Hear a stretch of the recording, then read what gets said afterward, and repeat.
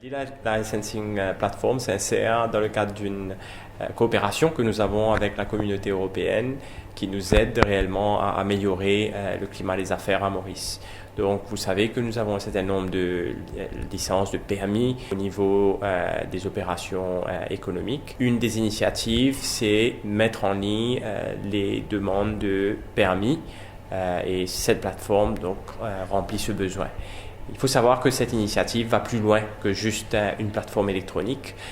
Avec cette initiative, nous faisons du re-engineering des business process qui mènent à l'émission d'une licence. Nous revoyons les duplications parce que souvent nous sommes dans des situations où on demande plusieurs fois les mêmes documents pour des licences différentes.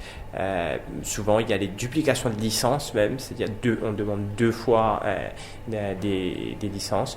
Donc toute cette revue et ce re-engineering se fait en parallèle avec le e-licensing. C'est un changement au niveau de la façon dont nous gérons le business et ça va apporter beaucoup dans le climat des affaires à Maurice. Nous misons beaucoup sur cela pour inciter plus d'investisseurs à venir à Maurice.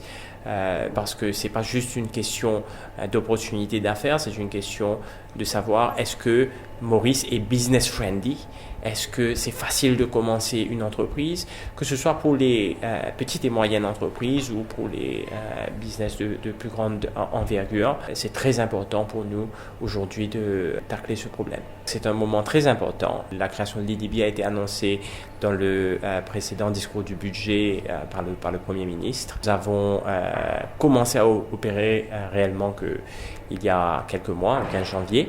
Et nous sommes très fiers de pouvoir lancer notre logo et notre image, l'image corporate de l'EDB aujourd'hui. Notre vision est, je pense, celle qui a été partagée avec le Premier ministre et le ministre des Finances. Vision d'un développement soutenable. C'est une vision d'une île Maurice qui est réellement indépendante économiquement. Toute l'économie mauricienne est appelée à se transformer avec des nouvelles technologies. La façon de travailler des personnes, que ce soit dans le secteur privé ou dans le secteur public, est appelée à être transformée. Nous voulons mettre l'accent sur le work from home, par exemple.